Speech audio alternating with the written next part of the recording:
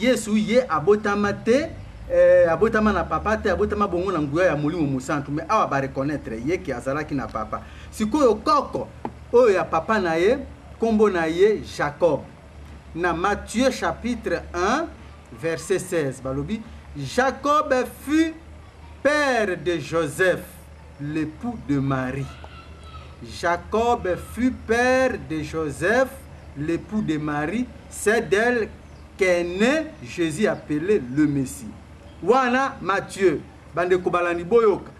Mfumu tokome siko na Luc chapitre 3 verset 23.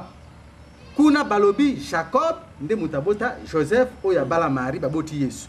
Awana Luc chapitre 3 verset 23 yoka mfumu balobi Jésus avait environ 30 ans lorsqu'il commença son œuvre.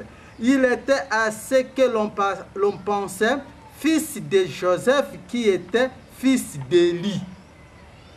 Il était en ce que l'on pensait fils de Joseph qui était fils d'Élie. Awa balobi papa ya Joseph oyo aboti Yesu selon makanisi. Alors que selon bato papa bato avanda ki na Yesu ba yebaki ke mwana ya Joseph penza. Alors Joseph wana papa na ye Élie. Nzokande kuna balobaki na Matthieu 1:16 papa na ye Jacob. Beaucoup bonge uti pa ya nzambe kiti na se contradiction koko ya Yesu ayebanite o aboti papa na ye Joseph. Tantôt Jacob, tantôt Élie, mfumu mutuna mabiso mwango moyi.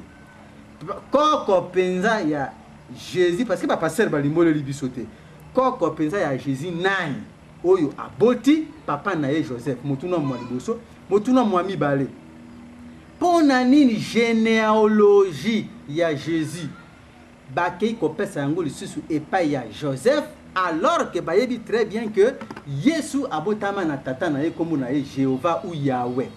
Pona nini matondo mingi omoni bato batangi français lokola eza lokota ya kodefa bakokaka kososola ngo malamu te baza na ezaleli ya okende kozwa dictionnaire koluka bagros mots po balobaka ozotanga Bible balobi selon Matthieu, selon Luc, selon Marc, selon Jean, épître de Paul O.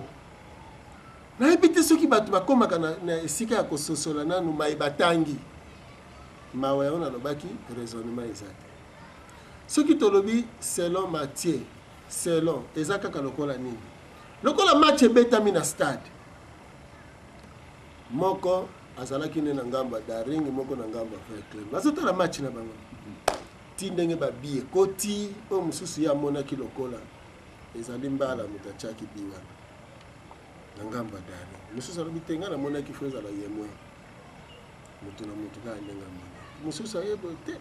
E pa ya fita ngana mona kilokola eza rumu mutachaki. Mususu alobi te. Eza lokola lofo mutachaki.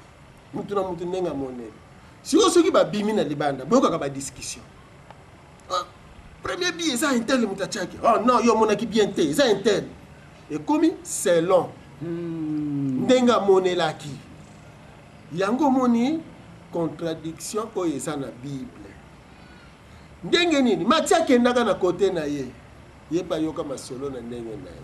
So bakutana na Yesu parce que matiango pe soki ye wana pe ya solo o azalaka mokongoli mpako. Soki pe Matthieu mususu po ba Matthieu bazala na bango ebele me batu ba yesima ba lokotika mukanda mo ba koma na Matthieu ba yebite soki ye wana mokongoli pako soki akutana na Yesu wa soki pe bakutana kate soki pe ba betela ka yebisolo oyo kuna su liki ye pe susu akia yoki lisolo na ndenge na ye mutu na mutu yoki lisolo na ndenge na baba ndiko koma selon bango selon oh ce qui est là qui livre inspiré, selon le Saint-Esprit. Qui les a inspirés.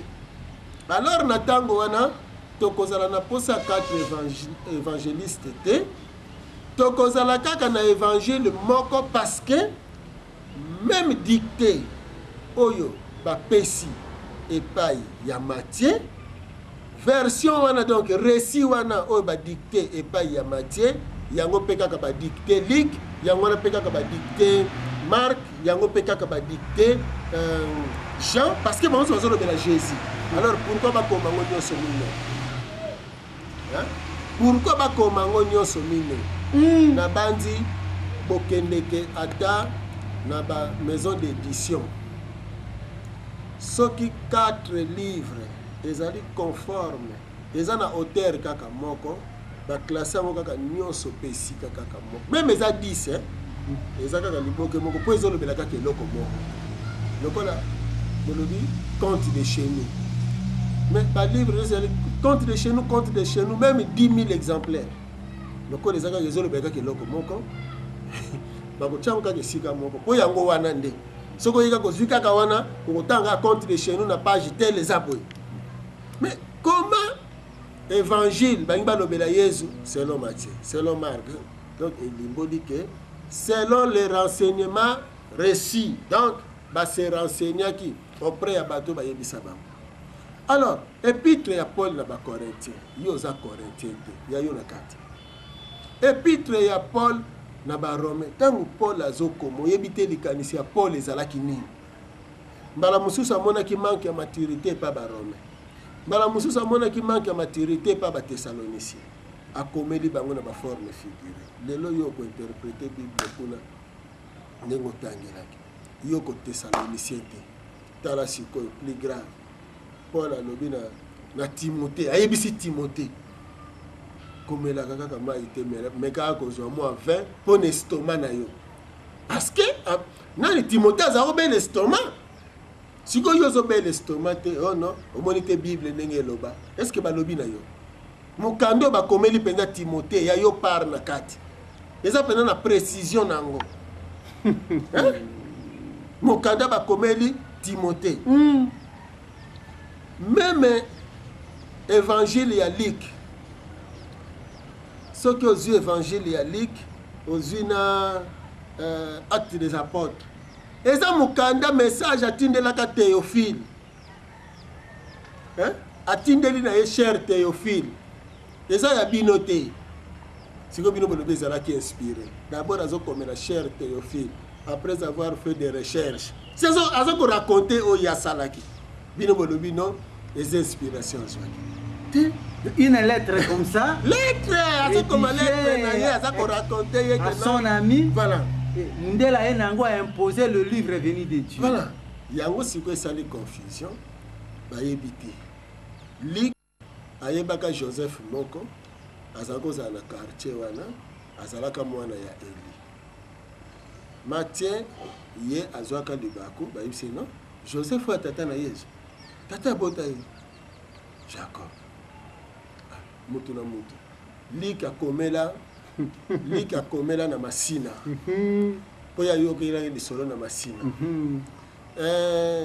Matthieu ayokelaki lisolo na boma mais bayo baye ko collectionner yango na sima tango bake ko fouiller na ba site archéologique batu ya boma baye na stock ya bango bazwaka batu ya mwanda baye na ya bango batu ya masima nimba na batu ya masina baye na ya bango na bokoko na bango biloko bazaka na boluka te kasi biloko ba koko batika kangisi ba musu ah non il faut botia version ya Matthieu musu bongo biso tozwaki ya Luc yo mwento kotia ngote kotia yango na Luc ya yoka tata ya Yesu koko na Yesu tata ya Yesu eza Joseph mais tata aboti tata wana ya yoka ki eza Eli Matthieu ya yoka ki eza Jacob sikoyo bino ba pasteur yoka bino bozala ki inspiré bo départage azali tata donc Yesu azali petit fils ya Eli to aza petit fils ya Jacob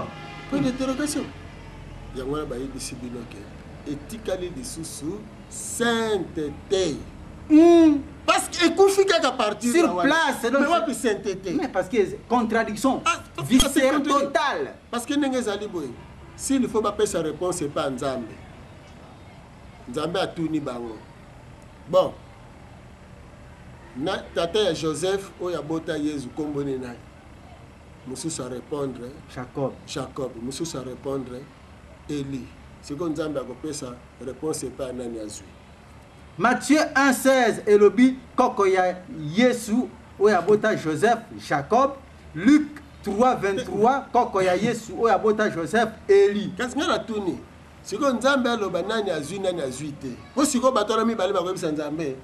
Totangi na livre saint. Il paraît que Saint-Esprit na yo muta inspira biloko wana. Siko nzambe ye moko pe ayebaka te nani koko ya Yesu